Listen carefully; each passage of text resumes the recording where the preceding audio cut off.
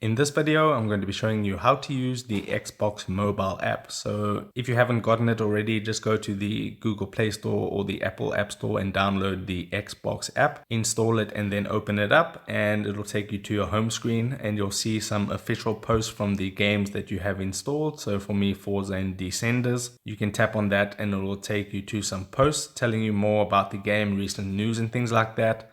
Then you have your active friends underneath that. So who's online right now and what are they playing. Then you get the popular with friends and then recommended from Game Pass and popular on Xbox. Now you have some options there at the bottom. The second one from the left is your friends tab. So if you tap on your friends tab, you can favorite your friends. So you can see some of mine have little stars.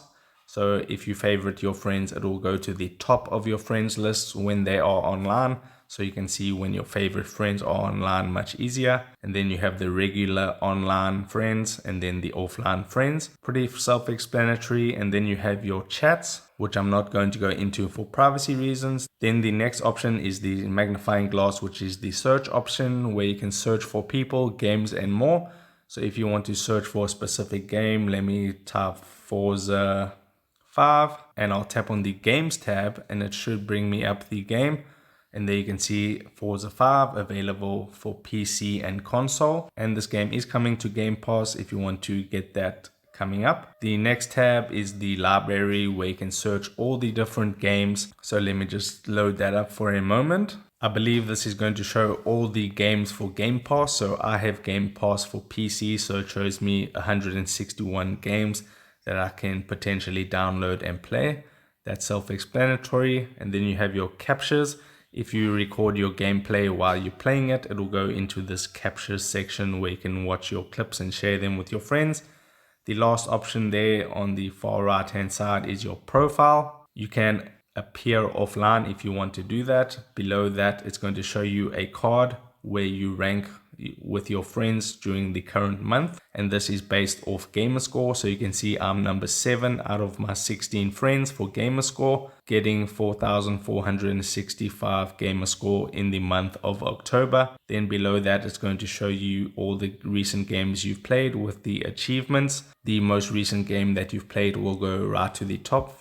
So for me, it's Doom 64, and you can just scroll down the list and see which recent games you've played and each gamer score. If you tap on a card, it's going to show you the achievements, which achievements you've gotten already and which achievements are still locked. So if you're trying to get achievements, you can come here, and if I tap on this, it's going to tell you more about the achievement. And this one is actually a secret area I have to discover.